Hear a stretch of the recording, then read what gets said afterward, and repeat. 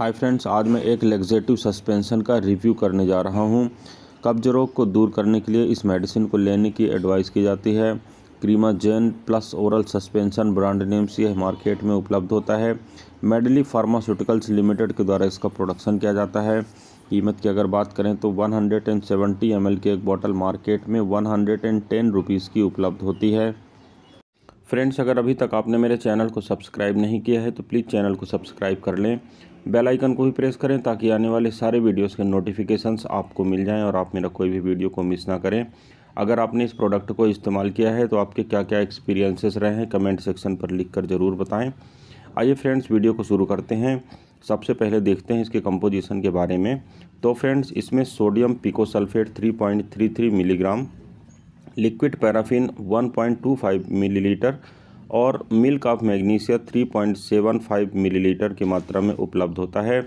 अब देखते हैं फ्रेंड्स इसके कुछ वैकल्पिक ब्रांड्स के बारे में। तो फ्रेंड्स, लेक्सोविच लैक्सेटिव ओरल सस्पेंशन, जिसे स्प्रेंजा विटा फार्मास्यूटिकल्स LLP के द्वारा बनाया जाता है। फैक्सिट plus oral emulsion sugar free, इसे स्टेनकैम मॉलिक्यूल्स प्राइवेट लिमिटेड के द्वारा बनाया जाता है। एसोलेक प्लस ओरल सस्पेंशन, जिसे Acumentis health care private limited के द्वारा बनाया जाता है। पीकूल प्लस ओरल सस्पेंशन, जिसे नेक्टर बायोफार्मा प्राइवेट लिमिटेड के द्वारा बनाया जाता है। और Goodlax plus laxative peppermint sugar free flavour, जिसे मैनकाइंड फार्मा लिमिटेड के द्वारा बनाया जाता है। फ्रेंड्स, मार्केट में मिलने वाले सेम कंपोजिशन के साथ उपलब्ध ये कुछ ऐसे डिफरेंट ब्रांड्स होते हैं जो आप इस मेडिसिन के न मिलने की स्थिति पर परचेस कर सकते हैं। आपको इफेक्ट सेम मिलता है क्योंकि इनके अंदर का जो साल्ट या मॉलिक्यूल होता है वह सेम होता है। अब देखते हैं फ्रेंड्स इस मेडिसिन के कुछ प्रमुख इस्तेमाल के बारे में। तो फ्रेंड्स, इस मेडिसिन या इस सस्पेंशन का इस्तेमाल कब्ज रोग को दूर करने के लिए किया जाता है। जब कभी आपको मलबद्धता या मलकोष्ठता होती है, जिस समय आपको मल त्याग करने की इच्छा नहीं होती, पेट कड़ा होता है लेकिन आपको या मल त्याग नहीं होता है, ऐसी कंडीशन में इस मेडिसिन को उपयोग करने की एडवाइस की जाती है। इस मेडिसिन के कुछ साइड इफ़ेक्ट की अगर बात करें फ्रेंड्स, तो पेट में दर्द का होना, डायरिया या दस्त का होना, जी मिचलान, चक्कर आना, घबराहट होना आदि इसके कुछ कॉमन साइड इफ़ेक्ट के रूप में नोट किए गए हैं। अब इसको इस्तेमाल करने की अगर मैं बात करूं फ्रेंड्स, तो इसको जब आप ले रहे हो तो आप अपने डॉक्टर की एडवाइस के बाद ही आपको इसको इस्तेमाल करना चाहिए। डॉक्टर के सजेशन के अनुसार, उसके डोज और ड्यूरेशन के अनुसार आपको मेडिसिन का इस्तेमाल करना चाहिए। इस्तेमाल करने से पहले डॉक्टर के द्वारा जो सजेस्ट की गई अमाउंट है उसे नाप लेना चाहिए। मापने वाले कप से मापना चाहिए और उसके पश्चात ही मेडिसिन को पीना चाहिए। इस्तेमाल करने से पहले अच्छी तरह बॉटल को हिला लेना चाहिए। इस मेडिसिन को भोजन के साथ भी लिया जा सकता है, भोजन के पहले भी लिया जा सकता है और भोजन के बाद में भी लिया जा सकता है। परंतु आप मेडिसिन को अगर एक स्पेसिफिक निश्चित समय पर लेते हैं तो मेडिसिन की एफिकेसी बढ़ती है। अब देखते हैं फ्रेंड्स यह मेडिसिन काम कैसे करती है। तो फ्रेंड्स, कंपोजिशन के सेक्शन में मैंने आपको पहले ही बताया है कि इसमें 3 प्रकार के लैक्सेटिव कंटेंट होते हैं। इसमें सोडियम पिकोसल्फेट होता है, लिक्विड पैराफिन होती है और मिल्क ऑफ मैग्नीशिया होता है। सारी चीज़ें एक इंटीग्रेटेड वर्क करती हैं और कब्ज से आपको राहत प्रदान करती हैं। सोडियम पिकोसल्फेट जो होता है वह एक हाई क्वालिटी का लैक्सेटिव होता है। यह मल को आगे बढ़ाने के लिए और पेरिस्टालसिस मूवमेंट के लिए रिस्पॉन्सिबल होता है, यानी पेरिस्टालसिस मूवमेंट को बढ़ा देता है। लिक्विड पैराफिन एक लुब्रिकेंट होता है और यह मल में पानी और वसा की मात्रा को बनाने में मेंटेन करने में मदद करता है। जबकि मिल्क ऑफ मैग्नीशिया जो होता है एक ऑस्मोटिक लैक्सेटिव होता है, जिसके कारण आंतों में पानी को खींच लिया जाता है, जिसके कारण मल नरम हो जाता है और मल त्याग करने में आसानी होती है। इस प्रकार फ्रेंड्स, तीनों मेडिसिन एक इंटीग्रेटेड वर्क करती हैं, जिसके कारण आपका कब्ज दूर हो जाता है और आप राहत महसूस करते हैं। कब्ज को दूर करने के लिए आपको इस मेडिसिन को लेने की एडवाइस की जाती है।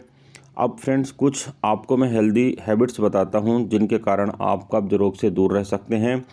आपको भोजन में अधिक मात्रा में फाइबर्स का उपयोग करना चाहिए। कम से कम 20 से 30 या 40 ग्राम फाइबर को आपको प्रतिदिन कंज्यूम करना चाहिए किसी भी फॉर्म में, चाहे वह लिक्विड फाइबर हो चाहे वह सॉलिड फाइबर हो। पानी कम से कम दिन भर में आपको 8 से 10 गिलास की मात्रा में धीरे धीरे करके पीना चाहिए। प्रति सप्ताह में कम से कम 5 बार आपको नियमित रूप से व्यायाम करना चाहिए, एक्सरसाइज करना चाहिए लगभग आधे घंटे के लिए। मल को आपको रोक कर नहीं रखना चाहिए क्योंकि इससे आंतों की समस्याएं बढ़ती हैं और बिगड़ सकती हैं। यह दवा आपको सोने से ठीक पहले नहीं लेना चाहिए, उसके थोड़ा पहले ले लेना चाहिए। लंबी अवधि तक मेडिसिन को लेने से आपको बचना चाहिए क्योंकि इसकी हैबिट बन जाती है। अतः जब कभी आपको लक्षण लगे तो ही आप इस मेडिसिन को इस्तेमाल करें।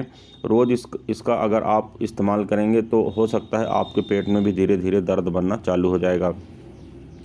अगर आपको किसी प्रकार का अपेंडिसाइटिस है या पेट में ब्लॉकेज है, किसी भी प्रकार के ऐसे कुछ साइन सिम्टम्स पिछले रहे हैं तो आपको इस मेडिसिन को बहुत सावधानीपूर्वक इस्तेमाल करना चाहिए और डॉक्टर से इस बारे में उचित परामर्श अवश्य करना चाहिए। इस मेडिसिन को लेने के साथ आपको अल्कोहल का सेवन नहीं करना चाहिए, यह सुरक्षित नहीं है। आपको किसी भी प्रकार के कॉम्प्लिकेशंस हो सकते हैं। गर्भावस्था में अगर आप हैं या ब्रेस्ट फीडिंग करा रहे हैं या गर्भावस्था की प्लानिंग कर रहे हैं तो आपको अपने डॉक्टर से पहले परामर्श अवश्य कर लेना चाहिए। किडनी रोग और लिवर रोग से जुड़ी किसी समस्या का अगर आप सामना कर रहे हैं तो बेहतर होगा कि डॉक्टर के परामर्श पर ही आप मेडिसिन का उपयोग करें। अब फ्रेंड्स, कुछ बातें मैं आपको बता देना चाहता हूं कि आपको सबसे पहले तो इस मेडिसिन को इस्तेमाल करने के पहले एक्सपायरी डेट को चेक कर लेना चाहिए। जिस पैकेट में यह या जिस बॉटल में यह मेडिसिन आपको उपलब्ध कराई गई हो उसी में आपको रखे रहने देना चाहिए और इस्तेमाल ना किया जाने पर या दवा का इस्तेमाल समाप्त हो जाने के पश्चात उसकी जो बॉटल होती है या बची हुई मेडिसिन होती है उसका निपटान सुनिश्चित करना चाहिए और यह सुनिश्चित करना चाहिए आपको कि पालतू जानवरों, बच्चों या और अन्य लोगों के द्वारा इसका सेवन नहीं किया गया है।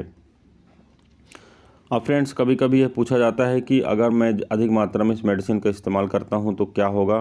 तो फ्रेंड्स, मैं आपको बता देना चाहता हूं कि इस मेडिसिन को अधिक मात्रा में ले लेने के कारण आप डायरिया या कि दस्त का शिकार हो सकते हैं।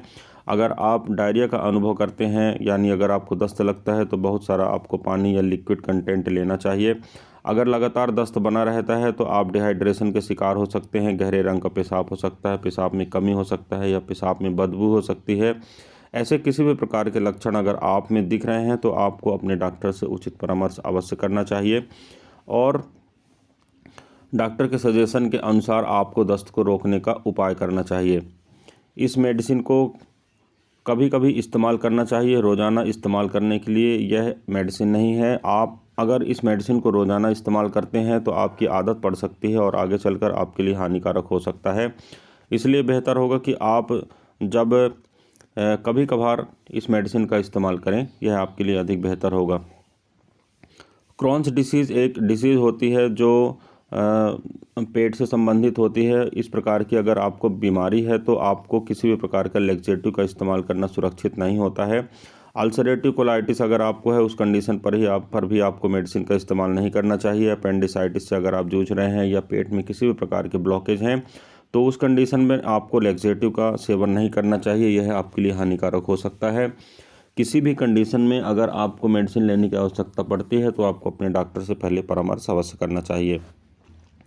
तो फ्रेंड्स, ये था एक छोटा सा रिव्यू मेडिसिन के ऊपर। मैं उम्मीद करता हूँ फ्रेंड्स यह वीडियो आपको पसंद आया होगा।